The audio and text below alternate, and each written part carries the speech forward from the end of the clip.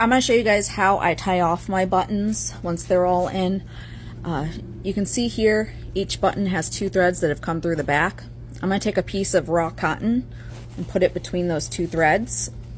The reason I put cotton in there is because once the knot is actually tied, it'll prevent the knot from pulling through the backing or popping through. So it's like a little extra barrier there. So what I do is I take these 2 threads and I pinch them with my thumb and my middle finger.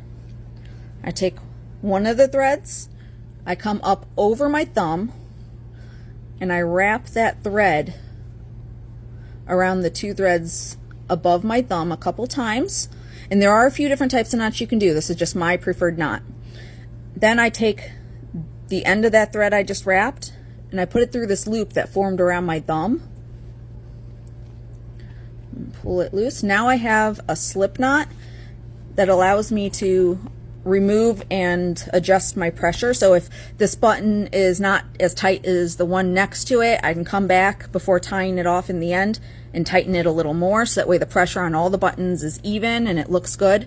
Once I've got all of the pressure even on my buttons, I'll come back to each one of these button threads and I'll tie a final couple knots to lock that knot into place. I don't want it slipping after I'm done. That slip knot is literally just so I can adjust my pressure as I work.